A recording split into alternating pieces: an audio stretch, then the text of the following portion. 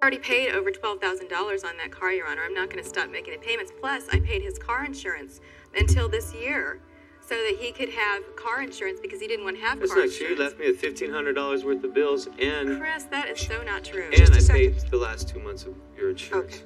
How much is this car worth now, approximately? $7,000. Is that about right? Yes, that's correct.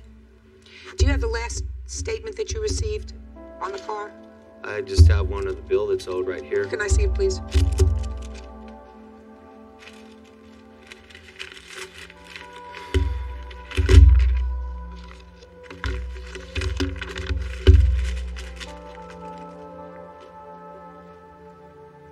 Well, it says this payment, you are delinquent by 1 month. Actually, that will be true on the 26th. But I'm going to make the payment before the 26th. Give me a minute. You still owe a lot of money on this car. About $6,200, I believe. Mm-hmm.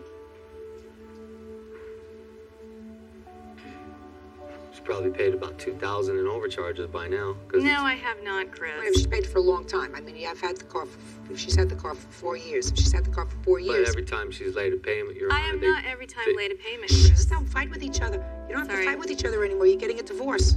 The fighting is over. I'm going to suggest to you that for the purposes of liability and everything else, that you sign this car over to her so that the car is in her name. You, of course, always have the recourse of suing her in a small claims arena. You don't have to go through lawyers or anything else. You know she doesn't have money now. Yes, ma'am. My alternatives are to force her to sell the car, satisfy your loan, and then she'd have $800 left. Because if the car is worth $7,000 and there's $6,200 left to pay on the loan, that would put her in a position of not being able to be employed, really, because she wouldn't have a way of getting back and forth to work. I assume you drive to work. Yes, I do. Now, you've been married for 6 years. Are you employed on a regular basis? Yes, I am, Your Honor. You have a weekly paycheck? The small one. Okay. You are not, I assume, Miss Peters, in your divorce action seeking support from him. Is that correct? Of course not. Because you're working. Mm-hmm. So I want you to look at the long-term picture, Mr. Peters. This car is your insurance. Your insurance that when this whole divorce action is finalized, your wife is not going to ask for support from you because she's not working because she didn't have a car to get to work. Got it? Yes, ma'am. All right.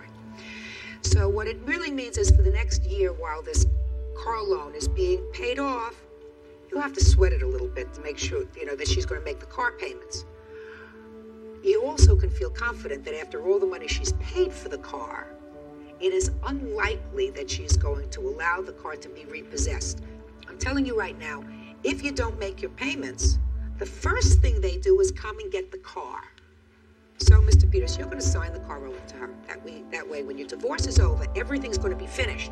Is that a good idea? That's fine, Your Honor. All right, good. So, that was the unemotional part of this dispute.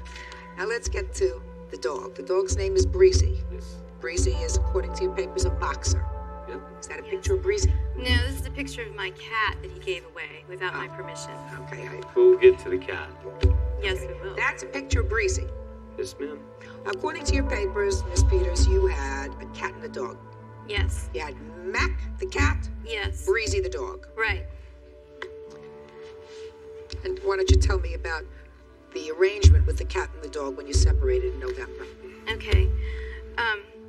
We had agreed that I would take the cat, Mac, and I would let him keep Breezy, even though I didn't really want to let him keep Breezy because she's my dog too, and I love her, and I'm the one that took care of her, paid for her food most of the time, took her to the vet, all that stuff. You agreed that you would keep the cat and he would keep the dog. Right, and because I can't have the cat where I'm living right now, he had promised that he would keep Mackie for me until I could get my own place.